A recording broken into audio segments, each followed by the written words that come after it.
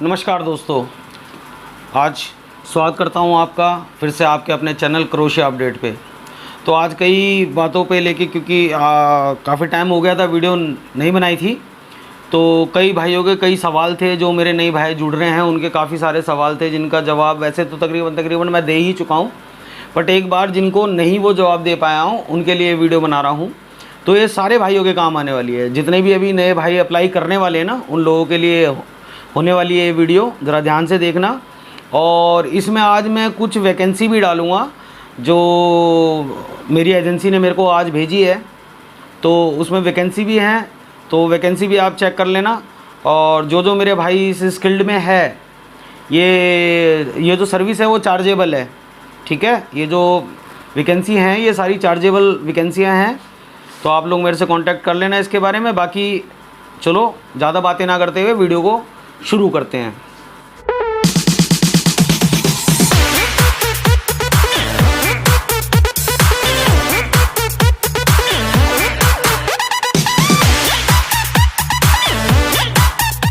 तो स्वागत करता हूं आपका क्रोशिया अपडेट में। तो एक एक करके सवाल जो थे मेरे पास मैं उनका जवाब दे देता हूं। सबसे पहला सवाल था कि परमिट के लिए कौन कौन से डॉक्यूमेंट चाहिए, ठीक है। तो जो नए भाई जुड़ रहे हैं, जो पुरानी मेरी वीडियो देखी है जिन्होंने, उनको पता ही है। बाकी जो नए भाई जुड़ रहे हैं वो समझ लीजिए एक बारी। सबसे पहले आपकी चाहिए एक पीसीसी, ठीक है, वो भी विद अपोस्टाइल, विदेश मंत्रालय से जो वेरीफाई करके देता है कि आपका ये जो पीसीसी है वो बिल्कुल ओरिजिनल है। दूसरा डॉक्यूमेंट चाहिए आपका वैलिड पासपोर्ट, ठीक है। तीसरा डॉक्यूमेंट चाहिए आपके जितने भी एजुकेशन सर्टिफिकेट्स है वो। चौथी चीज़ चाहिए आपका एक्सपीरियंस सर्टिफिकेट, कि आपने कौन कौन सी फील्ड में आपको एक्सपीरियंस है, आपके स्किल्ड के जो हैं वो एक्सपीरियंस सर्टिफिकेट, ठीक है। ये तो हो गया पहला क्वेश्चन का आंसर कि आपके क्या क्या डॉक्यूमेंट चाहिए परमिट के लिए। अब आ जाते हैं दूसरे क्वेश्चन पे कि अभी परमिट आने में कितना समय लग रहा है। तो भाइयों, अभी परमिट आने में जो समय लग रहा है वो लग रहा है 8 से 12 हफ्ते, ठीक है। अभी जो वहाँ का टाइम पीरियड उन्होंने बना दिया है वो बना दिया है 8 से 12 हफ्ते का टाइम पीरियड कर दिया है उन्होंने, ठीक है। तो ये आ गया, हो गया भैया दूसरे क्वेश्चन का। अब आ जाते हैं तीसरे क्वेश्चन पे। तीसरा क्वेश्चन है कि हमें क्रोशिया कितने दिन का वर्क परमिट इशू करता है, ठीक है।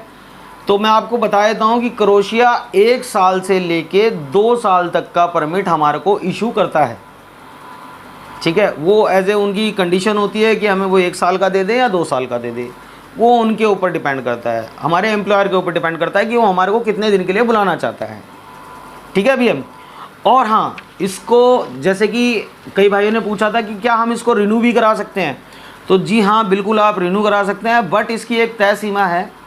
जब भी आपका परमिट यानी 60 दिन पहले, यानी ख़त्म होने से 60 दिन पहले आप इसको रिन्यूअल के लिए आप अपने एम्प्लॉयर को या वहाँ की अथॉरिटी को आप अपनी इन्फॉर्मेशन देंगे कि ऐसे ऐसे मेरा परमिट आज से 2 महीने बाद ख़त्म होने वाला है, 60 दिन बाद ख़त्म होने वाला है, तो प्लीज़ इस परमिट को रिन्यू करने के लिए आवेदन आप देंगे, एप्लीकेशन देंगे वहाँ पे।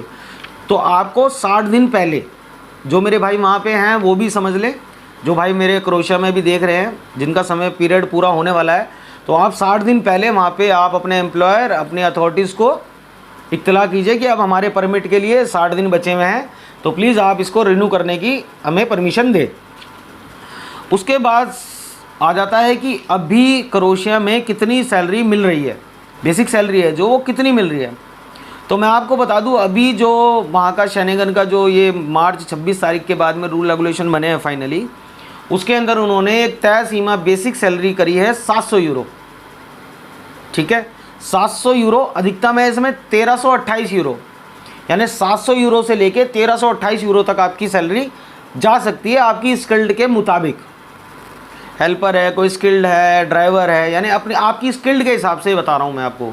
कम से कम 700 यूरो, ज़्यादा से ज़्यादा 1328 यूरो, ठीक है। उसके बाद में आ जाते हैं कि ओवर टाइम कितना मिलता है। ये बहुत अच्छा क्वेश्चन पूछा है कि ओवर टाइम में हमें कितना पैसा मिलता है। तो मैं आपको भाइयों ये बता दूं कि ओवर टाइम के अंदर ओवरऑल आपकी जो सैलरी फिक्स्ड होती है, ठीक है।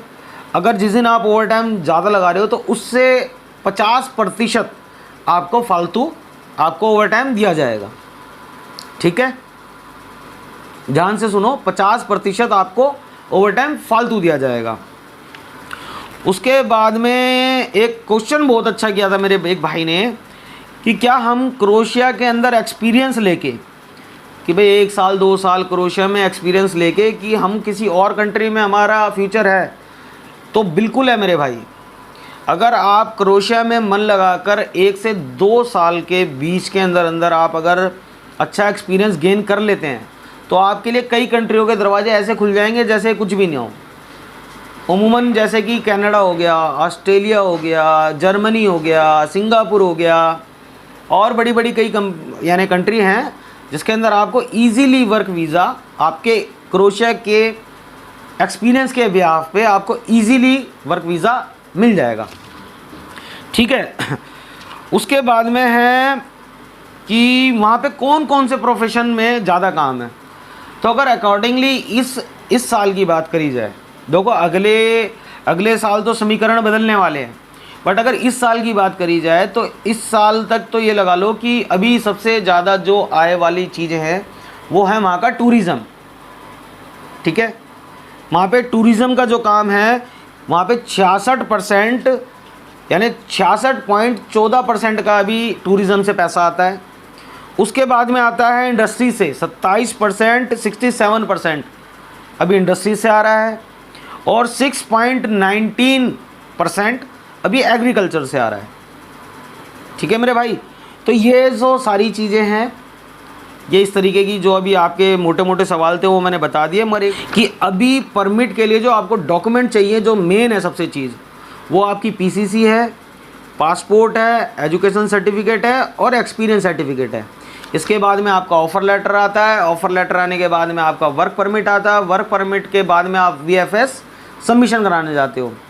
तो वीएफएस में क्या क्या आपको डॉक्यूमेंट चाहिए एक बार मैं वो भी बता देता हूँ आपको। तो वीएफएस में आपको जो डॉक्यूमेंट चाहिए वो है आपकी पीसीसी, आपका पासपोर्ट, आपका क्या कहते हैं वर्क परमिट जो आपको वहाँ से कंपनी अथॉरिटी देगी। उसके बाद एक कवर लेटर है जो क्रोएशिया एम्बेसी के अंदर जब हम जाते हैं वीएफएस में, तो एक एप्लीकेशन टाइप होते हैं कि सेवा में फ़लाँ फ़लाँ और हम ऐसे ऐसे आवेदन करना आए हैं। उसके बाद हो गया आपका इंश्योरेंस। अच्छा, इंश्योरेंस को लेके मैं आपको बता देता हूँ एक ख़ास बात। कई भाइयों के क्वेश्चन आ रहे थे कि हमने 1 महीने का करा लिया, 80 दिन का करा लिया। तो भाई ऐसा मत करो। जो ट्रैवल इंश्योरेंस है ना, कोई आपको बोल भी रहा है ना कि भाई 30 दिन का करा लो, 45 दिन का, तो मत कराओ यार, पूरे 180 दिन का करवाओ आप। उससे कोई फ़र्क नहीं पड़ रहा है, क्योंकि कोई इतना अमाउंट का नहीं होता इंश्योरेंस। यानी 21-2200 रुपये से लेके लास्ट 3500 रुपये तक का आपका एक्सपीरियंस यानी इंश्योरेंस होता है। बहुत ज़्यादा अच्छा इंश्योरेंस लोगे ना तो 4000 रुपये तक का इंश्योरेंस होगा आपका। ठीक है, उसमें यह है कि कोई जहाँ 3000 खर्च हो रहे हैं वहाँ 3200 खर्च होंगे, इससे ज़्यादा का हेर फेर नहीं है। तो ज़्यादा से ज़्यादा इंश्योरेंस टाइम आप लेके चलो, क्योंकि एम्बेसी का अभी कुछ नहीं पता कि अभी 90 दिन कर दिए तो हो सकता है आने वाले टाइम में और ज़्यादा समय कर दे। तो किसी भी भाई का अगर इंश्योरेंस बीच में ख़त्म हो जाएगा तो उसके लिए दिक्कत हो सकती है। ठीक है, तो आप कम से कम 180 दिन का इंश्योरेंस ले, उसमें पैसों में कोई फ़र्क नहीं पड़ता है, 100-200 रुपये का हेर फेर होता है। ये इंश्योरेंस 2200 रुपये से लेके ज़्यादा से ज़्यादा आपका 4000 रुपये का इंश्योरेंस होता है। ये इंडियन करेंसी में बता रहा हूँ। नेपाली मेरे भाइयों के यहाँ पे 1.5 गुना है, पाकिस्तान भाइयों के यहाँ पे दुगना हो जाता है। ठीक है, बांग्लादेशी भाइयों के यहाँ पे भी यही है। तो अपने अपनी करेंसी के हिसाब से जोड़ लेना आप जो भी आप अपना इंश्योरेंस कराएंगे वो आप कराएंगे 180 दिन का, जो ट्रैवल इंश्योरेंस होना है।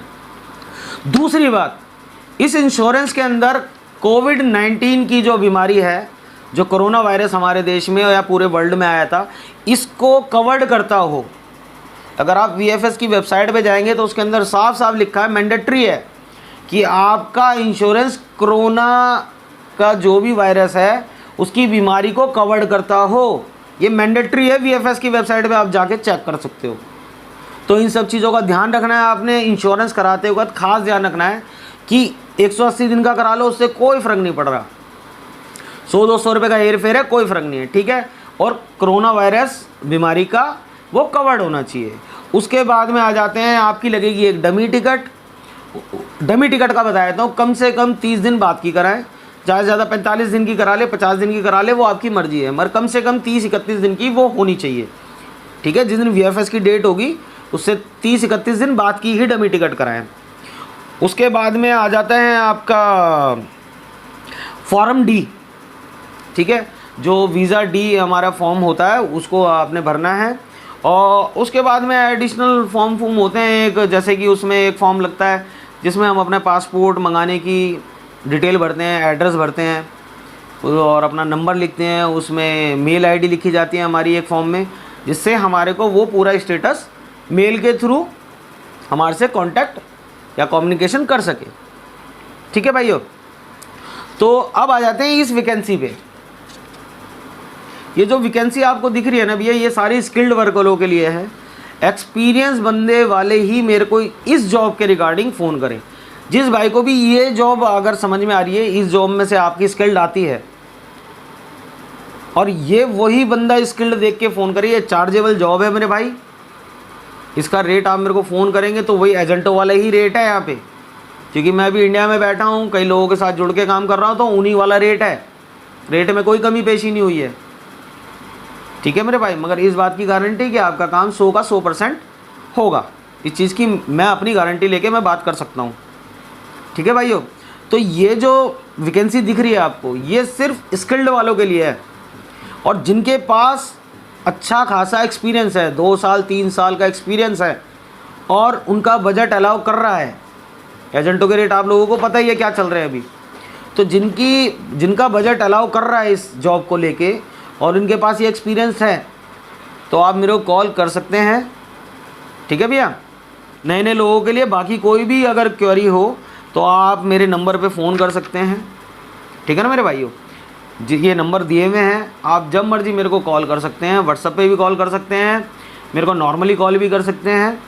ठीक है, जो भी मेरे से मदद होगी मैं आपकी मदद करूँगा।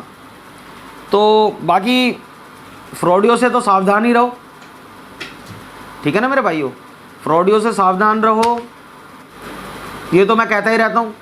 फ्रॉडियों से तो सावधान रहो बिल्कुल। ये फ्रॉड बहुत चल रहा है मेरे भाई, नई नई कहानियाँ इंडिया वाले कर रहे हैं, बेचारे नेपालियों के साथ कर रहे हैं, बांग्लादेशियों के साथ कर रहे हैं। तो यार सुन के ही परेशान हो चुका हूँ मैं तो। ठीक है, तो सावधान रहो मेरे भाई, बस मैं यही कहूँगा कि आप लोग सावधान रहो, देखभाल के काम करो, किसी के कहने में मत आओ। सीधी सी बात, आपको भगवान ने दिमाग दिया, अपने दिमाग से काम करो। ठीक है मेरे भाई, सतर्क रहो। अब आपको ये लग रहा होगा कि मेरी आज एनर्जी थोड़ी ढीली सी है, क्योंकि मेरी 1 हफ्ते से तबीयत भी ख़राब थी, तो कुछ इस वजह से मैं थोड़ा भागा दौड़ी में ज़्यादा था, तो इसलिए एनर्जी लेवल थोड़ा सा कम लग रहा है। मगर इतना कोई इशू नहीं है, ठीक ठाक है सब कुछ। और हाँ, कुछ भाई मेरे ये पूछ रहे थे कि मेरा वीज़ा आया नहीं आया, तो भाई अभी मेरा वीज़ा नहीं आया, 74 डेज़ हो गए हैं, बट अभी वीज़ा नहीं आया। कल एक मेरे भाई पंजाब से फ़ोन आया था, उनका 81 डेज़ में आया। एक भाई का फ़ोन आया, उनका 85 डेज़ में आया। तो धीरे धीरे ये तो कंफर्म हो रहा है कि धीरे धीरे एम्बेसी टाइम लगा रही है। तो आने वाले टाइम में ये भी हो सकता है कि ये समय सीमा और बढ़ जाए। तो जितना जल्दी से जल्दी हो सके अप्लाई करो, और सही एजेंट से अप्लाई करो, मैन पावर से अप्लाई करो, बस मेरे भाइयों। ठीक है, तो मिलते हैं नेक्स्ट वीडियो में। जहाँ तक अब लगता है मेरे को नेक्स्ट वीडियो अब तभी आएगी जब कुछ आ जाएगा तामझाम। बाकी कोई नई जानकारी आएगी तो मैं आपको बता ही दूँगा। चीज़ें तो बहुत हैं आने बात करने के लिए, मगर लंबी हो जाएगी वीडियो। नेक्स्ट वीडियो में कई चीज़ों के बारे में बात करेंगे।